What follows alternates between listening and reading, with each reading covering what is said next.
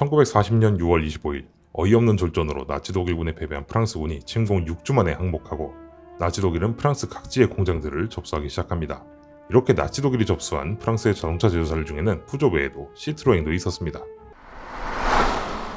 당시 시트로eng은 회사 사정이 대단히 좋지 않았는데요. 시트로eng은 1930년대 당시 우리엔 사업 확장으로 인해 경영난에 빠져 미쉐린 타이어에 인수된 상태였습니다. 그런데 시트로eng은 앞서 등장했던 푸조와는 달리 처음부터 나치 독일에 대놓고 반항을 하는 수준으로 저항을 했는데요. 이는 시트로eng의 창업자인 앙드레 시트로eng부터가 독일의 확장주의적인 행태에 비판적인 성향을 가졌었다는 점과 함께 파산 이후 부임한 미쉐린 출신의 경영자 피에르 줄 블랑제의 영향도 있었다고 볼 수 있는데요. 이 때문에 시트로eng은 독일 측에는 철저하게 비협조적으로 일관했습니다. 이뿐만 아니라 시트로eng은 중개인을 통하지 않는다면 절대로 독일의 기술자들과 접촉하지 않았습니다. 심지어 장피에르 페조 3세를 총사령에서 구해낸 페르디난트 포르쉐조차 이들과 직접 접촉할 수는 없었다고 합니다. 이뿐만 아니라 자사가 이미 생산했던 차량들을 파괴를 해서 못쓰게 만드는 것은 물론 일부 차량은 알려지지 않은 곳에 꽁꽁 숨겨두기도 했습니다.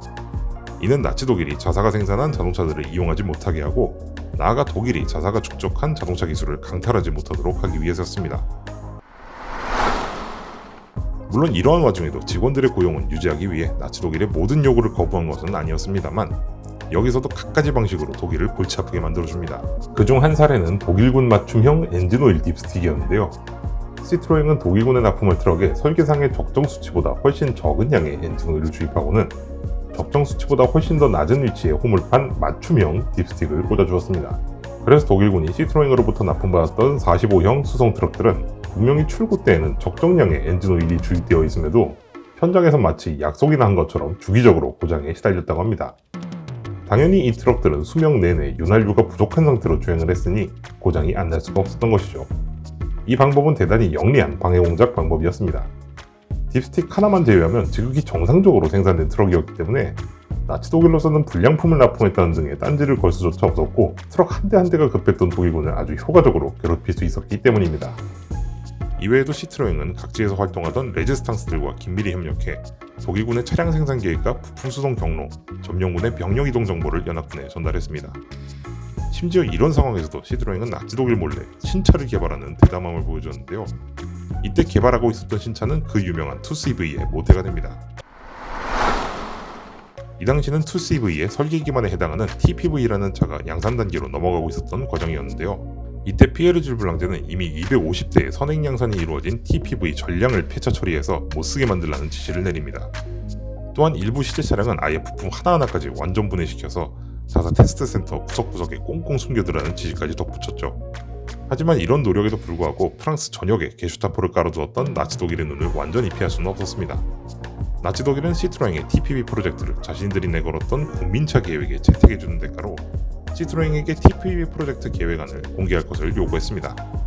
하지만 피에르 블랑제는 이를 대놓고 거절해버리는데요. 이는 앞서 언급했듯이 나치 독일이 자사의 기술을 강탈하지 못하도록 하기 위함이었습니다. 게다가 나치당이 내세웠던 국민차 계획이 실제로는 저렴하고 생산성 좋은 군용 차량을 조달하는 계획이었다는 민낯이 드러나면서 피에르 줄 블랑제는 더더욱 나치 독일과의 접촉을 피했다고 합니다.